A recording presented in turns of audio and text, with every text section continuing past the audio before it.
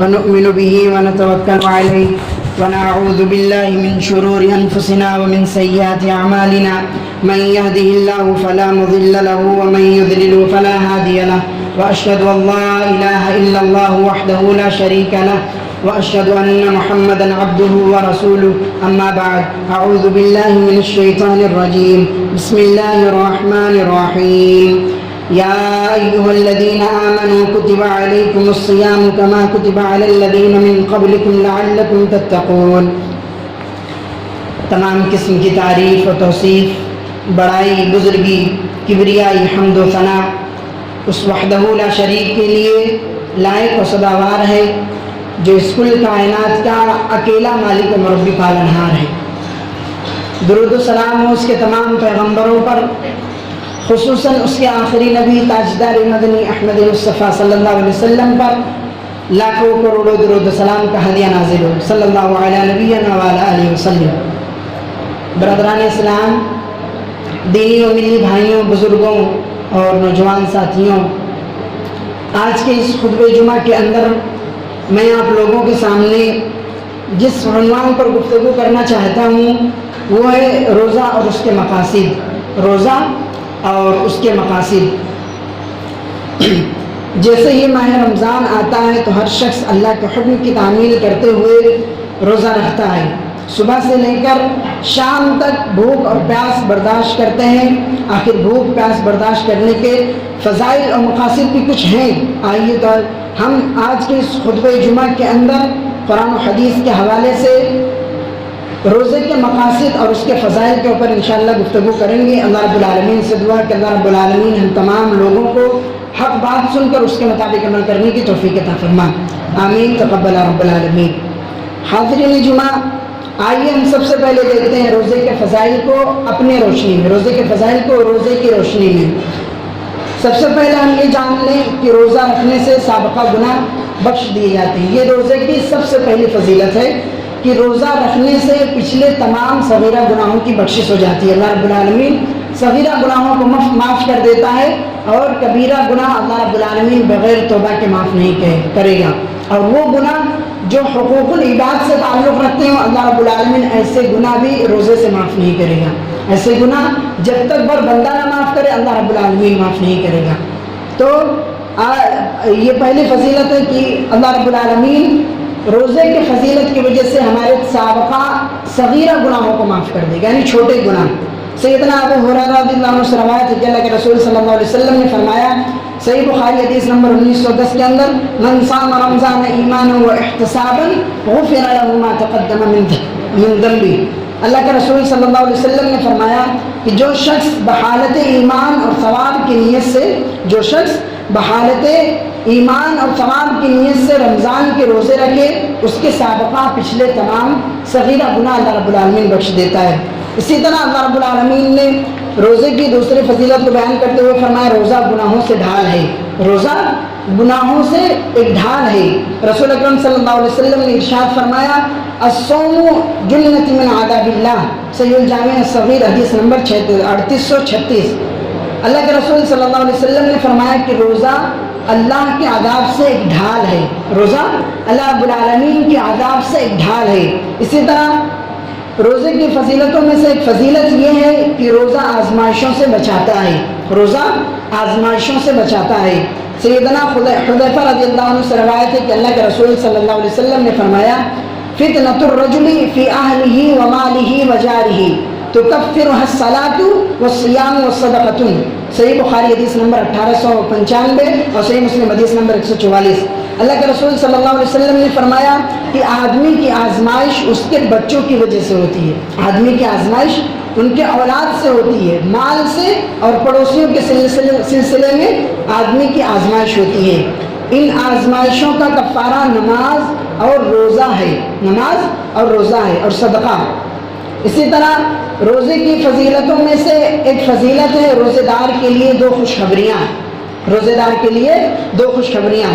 سیدنا ابو ہریرہ رضی اللہ عنہ سے روایت ہے کہ اللہ کے رسول صلی اللہ علیہ وسلم نے فرمایا للصائم فرحتان فرحۃ عند فطرہ وفرحۃ عند لقاء ربہ۔ اللہ کے رسول صلی اللہ علیہ وسلم نے فرمایا کہ روزے دار کے لیے دو خوشی کے موقع ہیں۔ روزے دار کے لیے دو خوشیاں ہیں جن سے وہ خوش ہوتا ہے۔ پہلی خوشی اس کے افطار کے وقت اسے ہوتی ہے، دوسری خوشی روز قیامت کے دن جب بندہ اللہ رب العالمین سے ملاقات کرے گا، اللہ رب العالمین اس کے روزے کے اجر کو جب اسے دے گا، یہ دوسری خوشی اللہ رب العالمین کی طرف سے اس کو ملے گی روز قیامت کے دن۔ صحیح مسلم حدیث نمبر 1151۔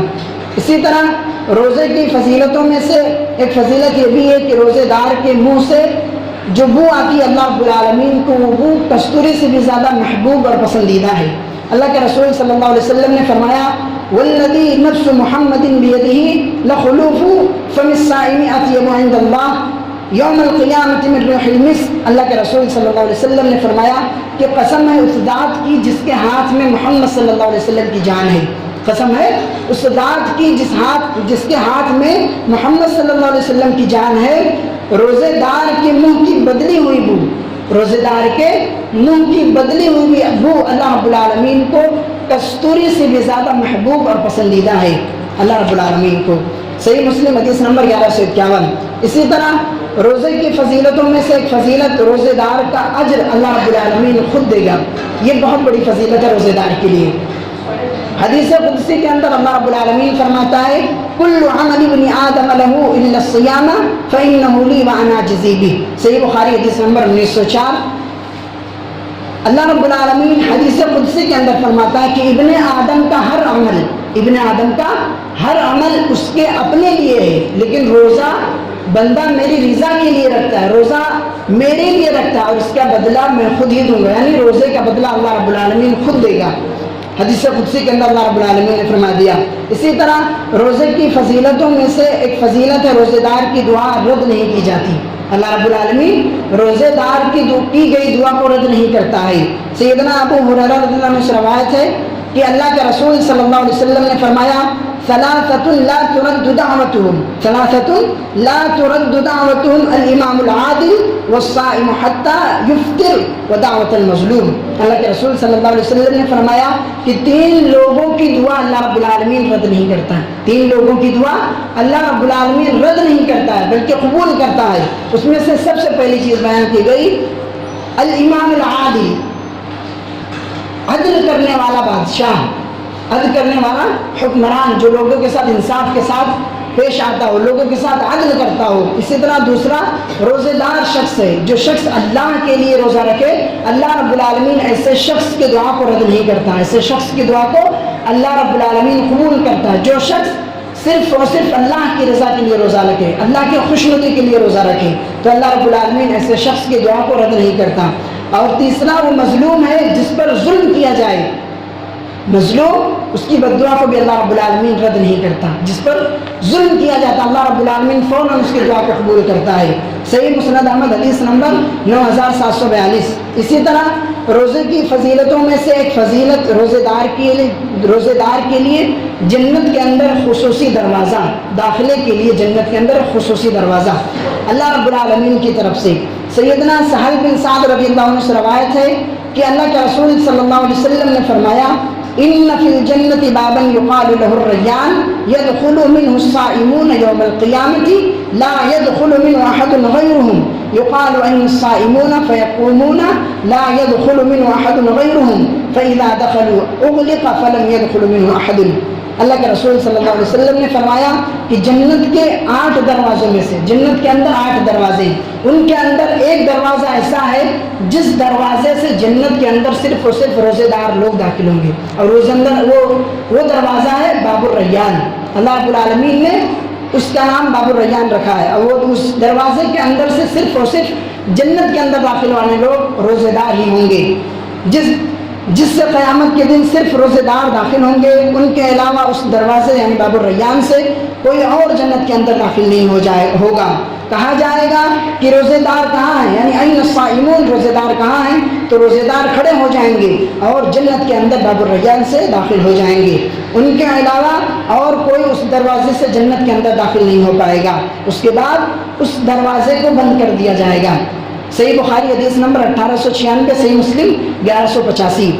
اسی طرح روزے کی فضیلتوں میں سے ایک فضیلت ہے روزے قیامت، روزہ روزے دار کے لیے سفارش کرے گا۔ روزے قیامت یعنی قیامت کے دن روزہ روزے دار کے لیے سفارش کرے گا اللہ رب العالمین سے۔ سیدنا عبداللہ بن عمر رضی اللہ عنہ سے روایت ہے کہ اللہ کے رسول صلی اللہ علیہ وسلم نے فرمایا الصیام والقرآن، الصیام والقرآن یشفعان للعبد یقوم الصیام ای رب انی معنته الطعام وشہوة بالنہار فشفعني فيه ويقول القرآن منعته النوم بالليل فشفعني فيه فيشفعان۔ اللہ کے رسول صلی اللہ علیہ وسلم نے فرمایا کہ روزہ اور قرآن قیامت کے دن بندے کی سفارش کریں گے۔ روزہ اور قرآن بندے کے لیے روزہ قیامت کے دن سفارش کریں گے۔ روزہ کہے گا اے میرے رب، میں نے اس بندے کو دن کے وقت کھانے پینے اور جنسی خواہشات پوری کرنے سے روک دیا تھا، بس تو اس کے بارے میں میری سفارش قبول کر۔ اور قرآن کہے گا میں نے اس کو رات کے وقت سونے سے روک دیا تھا، بس تو اس کے بارے میں میری سفارش قبول کر۔ چنانچہ قرآن اور روزے دونوں کی سفارش قبول کی جائے گی۔ صحیح الحاکم حدیث نمبر 2036۔ اسی طرح روزے کی فضیلتوں میں سے ایک فضیلت ہے روزے دار کا اجر، روزے دار کا اجر۔ ماہ رمضان کے فرضی روزے رکھنے والے کا اجر اللہ رب العالمین نے ذکر نہیں کیا ہے، یعنی رمضان کے جو 30 روزے ہیں اللہ رب العالمین نے اس کا اجر ذکر نہیں کیا، بیان نہیں کیا اللہ رب العالمین نے۔ لیکن جو شخص صرف ایک نفلی روزہ رکھتا ہے، جو شخص صرف اور صرف ایک نفلی روزہ رکھتا ہے، فرضی روزہ نہیں، صرف نفلی روزہ رکھتا ہے، تو اللہ رب العالمین اسے کیا ثواب دیتا ہے، آئیے ہم 2 احادیث کے حوالے سے دیکھتے ہیں۔ اللہ کے رسول صلی اللہ علیہ وسلم نے فرمایا پہلی حدیث کے اندر، اس حدیث کے راوی ابو امامہ رضی اللہ عنہ ہے، وہ کہتے ہیں کہ آپ صلی اللہ علیہ وسلم نے فرمایا من صام یوما فی سبیل اللہ جعل اللہ بینہ وبین النار خندقا کما بین السماء والارض۔ اللہ کے رسول صلی اللہ علیہ وسلم نے فرمایا کہ جس شخص نے جہاد کے دوران اللہ کی رضا کے لیے روزہ رکھا، اللہ کی رضا کے لیے روزہ رکھا، اللہ رب العالمین اس کے اور دوزخ کے درمیان ایسے خندق حائل کر دے گا، ایسے خندق بنا دے گا اس شخص اور جہنم کے درمیان، ایسی خندق بنا دے گا جس کی مسافت زمین اور آسمان سے دوری کی ہے، اس کی مسافت زمین اور آسمان سے دوری کی، یعنی اللہ رب العالمین اس شخص سے جہنم کو اتنا دور کر دے گا۔ یہ پہلی حدیث سنن ترمذی حدیث نمبر 1624 کے اندر ہے۔ اسی طرح دوسری حدیث میں اللہ کے رسول صلی اللہ علیہ وسلم نے فرمایا من صام یوما فی سبیل اللہ بعد اللہ وجہہ عن النار 70 خریفا۔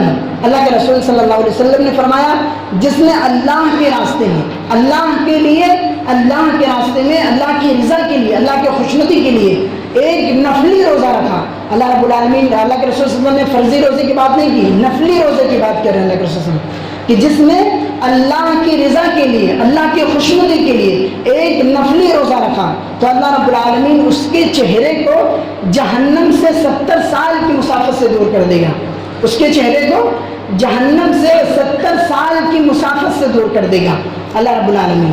یہ ایک نفلی روزے کی فضیلت، اللہ اکبر، یہ تو صرف اللہ کی رضا کے لیے رکھے گئے ایک نفلی روزے کا اجر ہے۔ اس سے ہم اندازہ لگائیں کہ اللہ رب العالمین فرضی روزے کا کتنا، ہم اندازہ نہیں لگا سکتے کہ اللہ رب العالمین اس کی کتنی بڑی فضیلت ہمیں دے گا فرضی روزے رکھنے کی۔ یہ تو صرف جو میں نے 2 حدیث پڑھی یہ نفلی روزے کے بارے میں تھی، آپ صلی اللہ علیہ وسلم نے بیان کی۔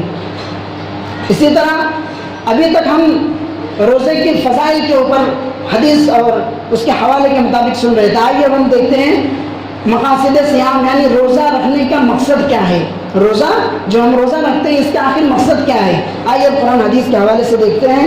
حاضرین جمعہ، ہر مسلمان پر جس نے کلمہ پڑھ رکھا ہے، اسلام کا دعویٰ کرتا ہے، شریعت کے تمام احکام کے مطابق زندگی گزارتا ہے، تو اسے شریعت کا علم، ایسے شخص کو شریعت کا تمام علم رکھنا یعنی اس کی سمجھداری کی ایک دلیل ہے۔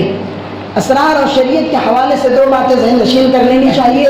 پہلی بات کہ شریعت کے کسی حکم کا سبب تلاش کرنا گناہ نہیں ہے. شریعت کے کسی بھی حکم کا سبب تلاش کرنا گناہ نہیں ہے.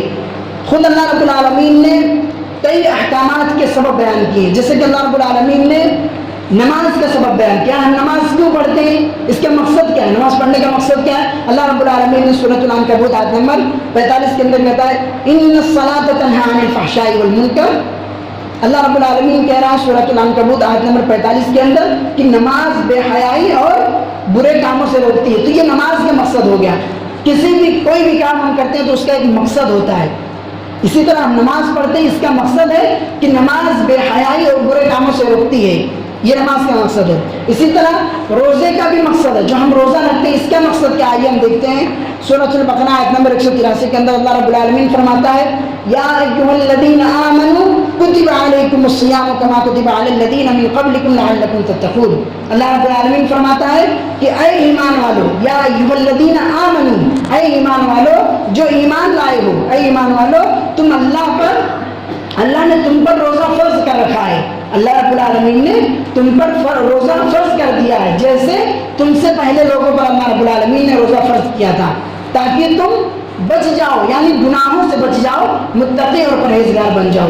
یہ روزہ رکھنے کا ایک مقصد ہے. اللہ رب العالمین نے بیان کیا کہ روزہ رکھنے کا مقصد ہے تاکہ تم گناہوں سے بچ جاؤ اور متقی اور پرہیزگار بن جاؤ، اللہ والے بن جاؤ. اسی طرح ہم حج کرنے جاتے ہیں، اس کا بھی کوئی مقصد ہوتا ہے. وہ مقصد کیا ہے، شعائر اللہ کی تعظیم، اللہ رب العالمین کی تعظیم. اسی طرح زکوٰۃ کا مقصد، زکوٰۃ جو ہم دیتے ہیں اس کا بھی کوئی مقصد ہے، اور وہ مقصد ہے غریبوں کی مدد. یعنی زکوٰۃ، اللہ کے رسول صلی اللہ علیہ وسلم نے فرمایا تؤخذ من اغنیائہم وترد علی فقرائہم وترد علی فقرائہم. اللہ کے رسول صلی اللہ علیہ وسلم نے فرمایا کہ زکوٰۃ کا مقصد یہ ہے کہ امیروں سے زکوٰۃ وصول کی جائے، امیروں سے زکوٰۃ لی جائے اور غریبوں کے اندر زکوٰۃ کو تقسیم کر دیا جائے تاکہ غریب ان کی بھی مدد ہو سکے. اللہ کے رسول صلی اللہ علیہ وسلم نے صحیح بخاری حدیث نمبر 1395 کے اندر فرمایا. اب آئیے ہم جاننے کی کوشش کرتے ہیں کہ ایک انسان دن بھر بھوکا پیاسا رہتا ہے، دن بھر بھوکا پیاسا رہتا ہے، حرام کھانا اللہ رب العالمین کے حکم سے اپنے اوپر ایک مخصوص وقت کے لیے حرام کر لیتا ہے. حرام کھانا یعنی حرام چیز اپنے اوپر ایک مخصوص وقت کے لیے اپنے اوپر حرام قرار لیتا ہے، حرام سمجھ لیتا ہے. آخر اس کا بھی تو کوئی مقصد ہوگا. اس کا مقصد آئیے چند احادیث کے حوالے سے جانتے ہیں. اس کا سب سے پہلا مقصد یعنی روزے کا جو سب سے بنیادی مقصد ہے وہ میں نے شروع میں سورہ بقرہ آیت نمبر 183 میں ذکر کر دیا، یعنی تقویٰ. روزے کا سب سے پہلا مقصد ہے تقویٰ، تاکہ لوگ متقی بن جائیں، پرہیزگار بن جائیں. یہ روزے کا سب سے پہلا مقصد ہے. اسی طرح روزے کا دوسرا مقصد ہے شہوت پر کنٹرول. شہوت پر کنٹرول. شیطان انسان کے جسم میں ایسے دوڑتا ہے، ایسے گردش کرتا ہے جیسے انسان کے جسم کے اندر خون گردش کرتا ہے، اسی طرح شیطان بھی انسان کے جسم کے اندر گردش کرتا ہے. اللہ کے رسول صلی اللہ علیہ وسلم نے فرمایا، اس حدیث کے راوی حضرت حسن رضی اللہ عنہ ہے، ان الشیطان یجری من الانسان مجرى الدم، صحیح رواه البخاری حدیث نمبر 2038. اللہ کے رسول صلی اللہ علیہ وسلم نے فرمایا کہ یقیناً شیطان انسان کے جسم کے اندر ایسے گردش کرتا ہے جیسے انسان کے جسم کے اندر انسان کا خون گردش کرتا ہے، چلتا ہے. اسی طرح شیطان انسان کے جسم کے اندر گردش کرتا ہے. چونکہ شیطان انسان کی خواہشات کی طرف، انسان کو خواہشات کی طرف رغبت دلاتا ہے، برائیوں کی طرف لے کر جاتا ہے. شیطان انسان کو برائی کی طرف لے کر جاتا ہے.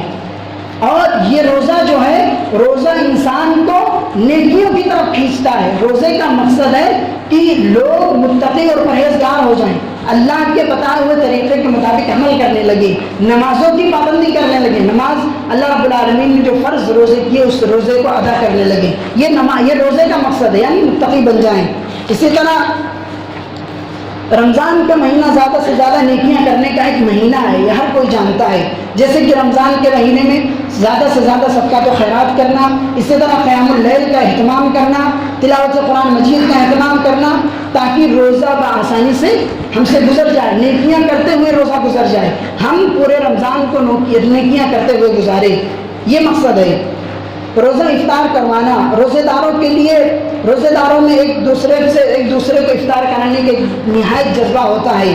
اللہ کے رسول صلی اللہ علیہ وسلم نے روزہ افطار کرانے کی فضیلت بیان کی ہے من فطر صائما كان له مثل اجره غير انه لا ينقص من اجر الصائم شيئا. سنن ترمذی حدیث نمبر 807. اللہ کے رسول صلی اللہ علیہ وسلم نے فرمایا کہ جس نے کسی روزے دار کو افطار کرایا، روزہ کھلوایا، تو اللہ رب العالمین اسے اس روزے دار کی مثل مکمل اجر دے گا، یعنی اس کے روزے رکھنے کا ثواب اسے ملے گا بھی، اور جو وہ جس کو روزہ افطار کرا رہا ہے اس کا مکمل ثواب اس افطار کرانے والے کو ملے گا، اور جو افطار کرے گا اس کے ثواب کے اندر کوئی کمی نہیں کی جائے گی، یعنی اس کا جو مقام، اس کا جو اجر ہے اللہ رب العالمین اس کو دے گا. اسی طرح روزے کا ایک مقصد ہے اخلاقی تربیت. اخلاقی تربیت، روزہ صرف بھوک اور پیاس برداشت کرنے کا نام نہیں ہے، بلکہ روزے کا ایک مقصد ہے کہ انسان کی اخلاقی تربیت کرے، انسان اپنے اخلاقی تربیت کو درست کرے، یہ بھی روزے کا ایک مقصد ہے. یہی وجہ ہے کہ روزے کی موجودگی میں جو اپنی اخلاق کی تربیت نہیں کرتے ہیں، روزہ رکھ کر بھی اپنے اخلاق کی تربیت نہیں کرتے ہیں، جھوٹی بات اور جھوٹی گواہی دیتے ہیں، یعنی جھوٹی باتوں پر عمل کرتے ہیں، جھوٹی گواہی دیتے ہیں، اور نمازوں کی پابندی نہیں کرتے، اللہ اور اس کے رسول کے بتائے ہوئے طریقے کے مطابق زندگی نہیں گزارتے ہیں. ایسے لوگوں کی کو روزہ رکھنا اللہ رب العالمین کے لیے کوئی ضروری نہیں ہے. چنانچہ سیدنا ابو ہریرہ رضی اللہ عنہ سے روایت ہے کہ اللہ کے رسول صلی اللہ علیہ وسلم نے فرمایا: من لم يدع قول الزور والعمل به فليس لله حاجة ان ان يدع طعامه وشرابه.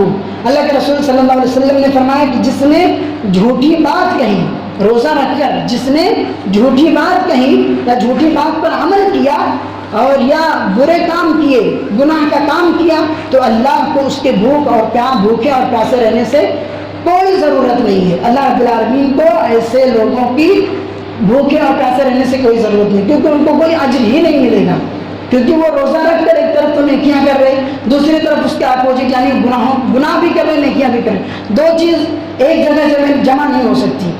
یا اللہ کی عبادت کریں برائیوں کو چھوڑ کر. اسی طرح صحیح بخاری حدیث نمبر 1903. اسی طرح روزہ ہماری تربیت کرتے ہوئے ہمیں لڑائی جھگڑے اور فتنے و فساد سے روکتا ہے. روزہ ہمیں لڑائی جھگڑے فتنے و فساد سے روکتا ہے، جیسے کہ سیدنا ابو ہریرہ رضی اللہ عنہ سے روایت ہے کہ اللہ کے رسول صلی اللہ علیہ وسلم نے فرمایا: اذا كان يوم صوم احدكم فلا يرفث ولا يسخب فإن صابه أحد أو طاقته فليقتل إني امرؤ صائم.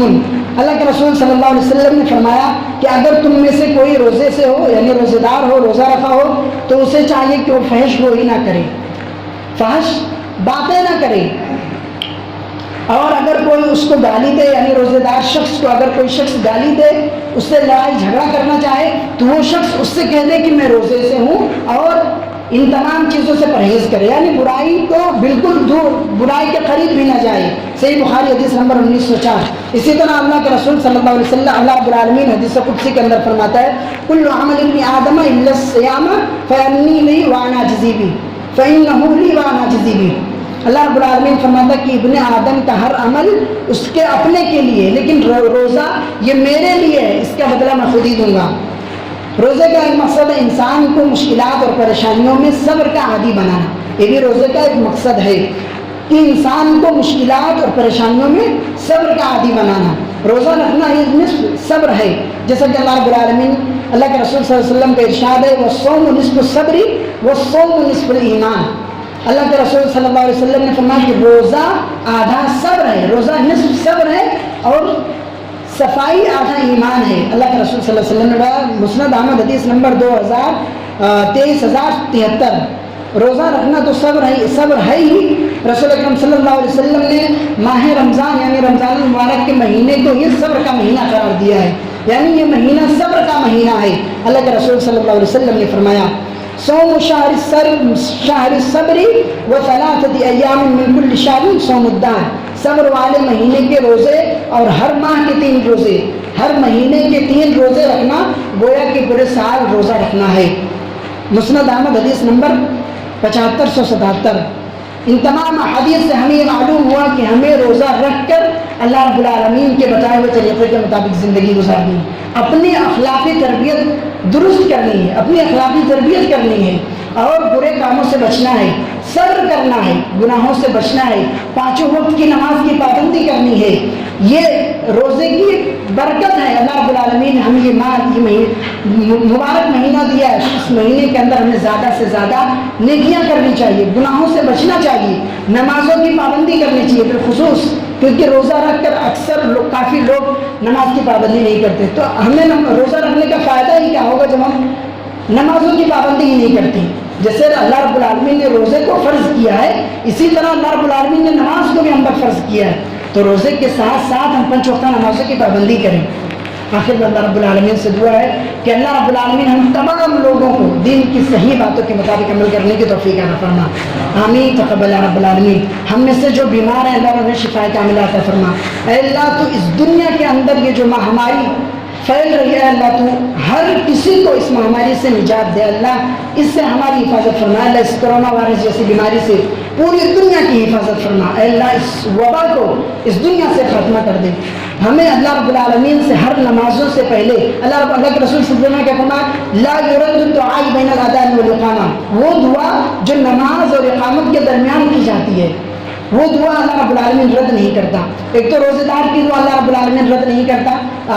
پیچھے میں بیان کر چکا ہوں, یہ حدیث صحیح حدیث صحیح بخاری کے اندر موجود ہے کہ لا يرد الدعاء بین الاذان والاقامہ, جو شخص اذان اور اقامت کے درمیان, یعنی اذان ہوئی ابھی جماعت کھڑی ہونے والی, اس سے پہلے جو وقفہ ہوتا ہے اس وقفے کے اندر جو شخص دعا کرتا ہے اللہ رب العالمین اس دعا کو قبول کرتا ہے. تو ہمیں ایسے وقت میں روزے کی حالت میں اللہ سے دعا کرنی کہ اللہ رب العالمین اس مہاماری کو ہمارے اوپر سے ہٹا دے. اے اللہ تو ہم پر یعنی پوری دنیا کے لوگوں پر عافیت کا معاملہ فرما. اے اللہ تو اس دنیا کے اندر جہاں کہیں بھی لوگ پریشان ہیں اللہ تو نے ان کی پریشانی کو دور فرما. اے اللہ ہم جب اس دنیا سے جائیں تو ہمیں ایمان والی موت نصیب فرما. اسپتال اور ایکسیڈنٹ ان تمام موتوں سے اللہ ہماری حفاظت فرما. کلمے والی موت نصیب عطا فرما. آمین. وآخر دعوانا الحمدللہ رب العالمین. ان الحمد للہ نحمده ونستعینه ونستغفره ونؤمن به